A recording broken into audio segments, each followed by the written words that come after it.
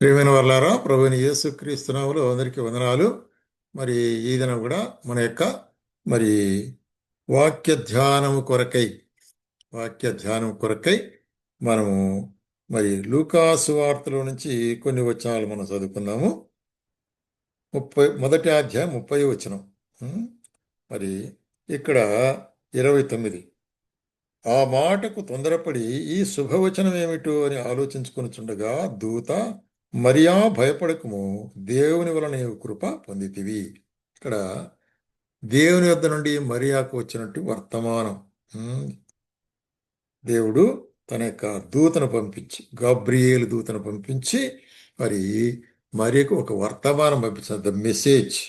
ఇది దేవుని యొద్ద నుండి వచ్చినట్టు వర్తమానము అనేటువంటి కార్యాన్ని మనం చూస్తుంటున్నాం. ఏమంటున్నాడంటే ఇక్కడ 31వ వచనములో భయపడుకుము అంటున్నాడు. దేవుని వల్ల నువ్వు కృప పొందితివి. కాబట్టి దేవుని కృప నిన్ను ఆవరించుంటున్నది అనేటి కార్యం. కాబట్టి మరియను ఏర్పరచుకున్నట అనేటువంటిది దేవుని కృప అనేటువంటి కార్యాన్ని మనం జ్ఞాపం చేసుకోవాలి. ఆయన కృపనే మరి మనం జ్ఞాపం చేసుకున్నట్లయితే ఆయన కృప ద్వారానే సమస్తం చేయగలిగిన వాడు ఉంటున్నాడు. కాబట్టి కృప ద్వారా మరియాను ఏర్పరచుకొని ఇక్కడ ఏం చెప్తుంటాడంటే, ఇదిగో నీవు గర్భము ధరించి కుమారుని కని ఆయనకు యేసు అని పేరు పెట్టుదువు. కాబట్టి ఇక్కడ నేమ్, పేరే మొట్టమొదటినే చెప్తున్నాడు. యేసు అనేటువంటి పేరు. యేసు అనేటువంటి ఇది జీసస్ అంటే అది గ్రీకు ఫార్మ్.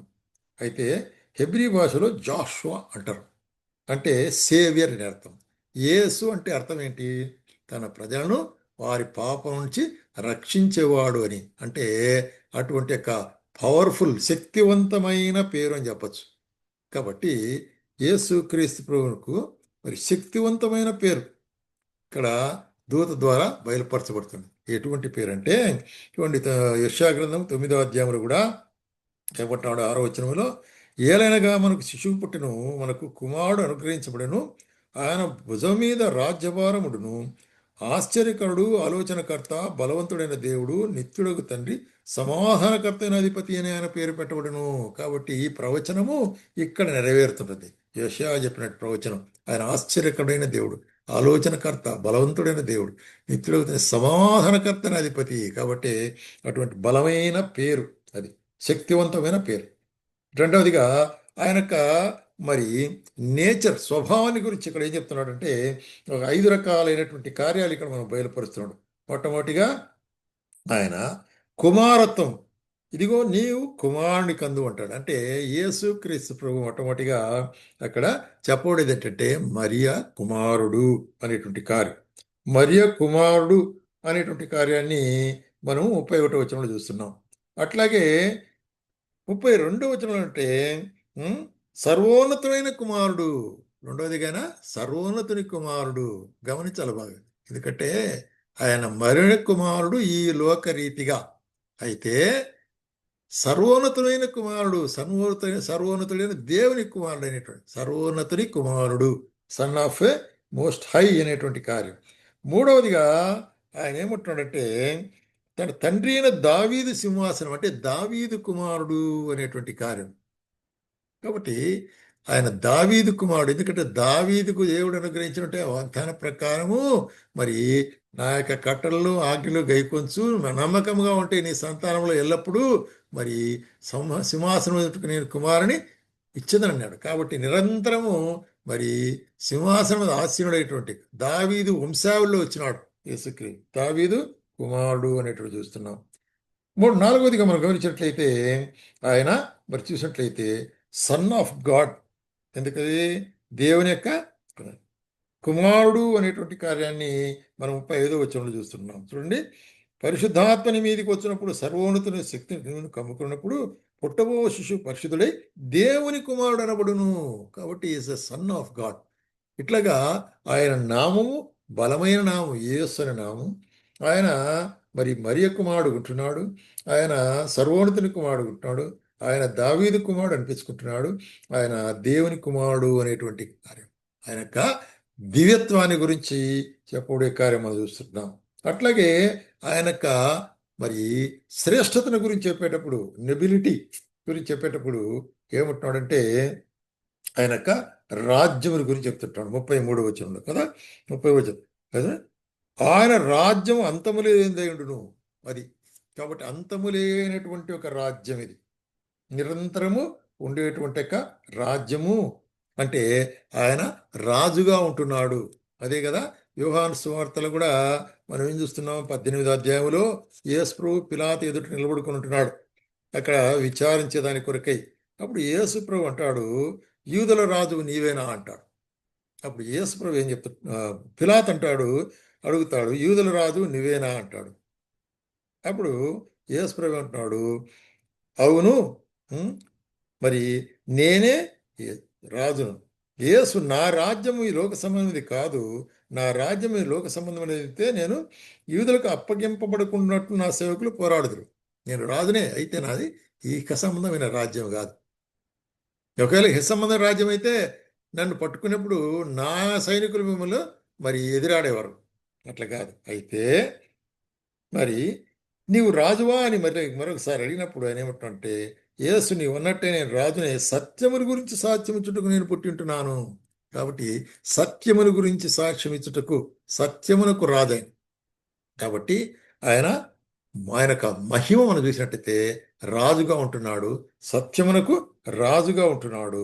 అదే మన హెబ్రీయులకు రాసిన పత్రికలో ఇక్కడ మరి రాస్తూ ఏమంటున్నాడంటే, ఆ షాలేము రాజు మహోన్నతులకు దేవుని యాజకుడైన మెల్కీసెదెకు నిరంతరము యాజకుడుగా ఉన్నాడు. అతనికి మొదట నీతికి రాజనియు.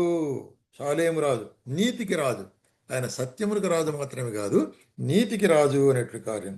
అట్లాగే సమాధాన రాజు అనేటువంటి కార్యం చూసినట్టయితే మరి షాలేము రాజుకు నీతి రాజు అని ఒకటి, సమాధానపు రాజు అనేటువంటిది, that is king of piece. ఈ యొక్క గొప్ప మరి శ్రేష్టమైనటువంటి యొక్క ఈ యొక్క మరి ఆయన యొక్క మహిమను చూపించేటువంటి ఆయన పేరు, ఆయన నామములో ఉండేటువంటి అర్థము, ఆయన స్వభావము, ఆయన యొక్క మహిమను ఇక్కడ చూస్తుంటున్నాం. అట్లాగే ఆయన యొక్క ఔన్నత్యమును గమనించినట్లయితే ఆయన యొక్క ఔన్నత్యము మనం చూస్తుంటున్నాం. అదే లూకా సువార్త 1వ అధ్యాయము 35వ వచనంలో గమనించేది ఏమిటంటే, దూత పరిశుద్ధాత్మ మీదికి వచ్చినప్పుడు సర్వోన్నతుని శక్తి నుండి కమ్ముకొను, కనుక పుట్టబో కుమారుడు దేవుని కుమారుడు అనబడును. సర్వోన్నతుని శక్తి నీ మీద కమ్ముకొను. కాబట్టి సర్వోన్నతుని ద డివైన్ గ్లోరీ, కాబట్టి దైవికమైన శక్తి మరి దిగివచ్చుట అనేటువంటిది మనం గమనించినట్లయితే పరిశుద్ధ గ్రంథంలో పలు చోట్ల ఈ విషయం మనం గమనిస్తుంటున్నాం. మరి మొట్టమొదటిగా మనం గమనించినట్లయితే ఏం చూస్తున్నామంటే నిర్గమకాండం, నిర్గమకాండము మరి 40వ అధ్యాయంలో మనం గమనించేటువంటి కార్యం ఏంటంటే 33వ వచనం నుంచి రైట్. అతడు మోషే మందిరమునకు బలిపీఠం చుట్టూ ఆవరణను ఏర్పరిచి ద్వారం తెరవేసెను. అలాగన మోషే మందిరపు పనింతా పూర్తి చేసినాడు. చేసిన వెంటనే అప్పుడు మేఘము ప్రత్యక్ష గుడారమును కమ్మగా యెహోవా తేజస్సు మందిరము నింపెను. ఆ మేఘము మందిరములు ఇచ్చుట చేత మందిరము యెహోవా తేజస్సుతో నిండి ఉండుట కనుక మోషే ప్రత్యక్ష గుడారంలోనికి వెళ్ళలేకపోయాను. కాబట్టి దేవుని మహిమ సిద్ధపరచబడిన ఆలయం మీద దిగింది అక్కడ. అది సర్వోన్నతుడైనాక దేవుని మహిమని మీదకి వచ్చినప్పుడు మరియ మీదకి మరి ఆ మహిమే ఇక్కడ మందిరం మీదకి వచ్చింటుందని చూస్తున్నాం. అట్లాగే మనం గమనించినట్లయితే మరి రెండవ దినవృత్తాంతములు మరి 7వ అధ్యాయంలో కూడాను సొలొమోను మరి తిరిగి మందిరం కట్టించినప్పుడు సొలొమోను తాను చేయి ప్రార్థన ముగించినప్పుడు అగ్ని ఆకాశం నుండి దిగి దహన బలులను ఇతర బలులను దహించును. యెహోవా తేజస్సు మహిమ మందిరము నిండి ఉండెను. యెహోవా తేజస్సుతో మందిరము నిండిన యాజకులు అందులో ప్రవేశింపలేకపోయిరి. అగ్నియు యెహోవా తేజస్సును మందిరం మీద దిగగా ఇశ్రాయేలు అందరూ సాష్టాంగపడిరి. అది దైవికమైన మహిమ. ఇటువంటి గొప్ప మహిమ దేవుడు మరి మరియ మీదకి తెచ్చాడు. ఆ మహిమాస్వరూపైన వాడే మరి మన ప్రభు అయినటువంటి. కాబట్టి ప్రియమైన సోదరి మన జీవితాల్లో ఆ యేసు ప్రభు యొక్క మరి నామము ఎంత గొప్పది అనేటువంటి కార్యం గమనించవలసిన, ఆయన మహిమ ఎంత గొప్పది, ఆయన మనకు ఏ విధంగా రాజు అంటున్నాడు, మనకు విమోచకుడు అంటున్నాడు, మనకు పరిశుద్ధ దేవుడు అంటున్నాడు అనే కార్యాన్ని మరి గమనించినప్పుడు అక్కడ ఏ విధంగా సొలొమోను మందిరం ఎదుట ప్రజలందరూ చూసినప్పుడు, మహిమను చూసినప్పుడు ఏం చేశారు? సాగిలపడి ఆయనకు స్తుతులు అర్పించారు. అదేవిధంగా ఆయన మహిమ చూసినట్టు మనము ఆయన సాగిలపడి ఆయనకు స్తుతులు అర్పించవలసిన వారు ఉంటున్నాం, ఆయన్ను స్తుతించవలసిన వారు ఉంటున్నాం, ఆయన మహిమపరచవలసిన వారు ఉంటున్నాం.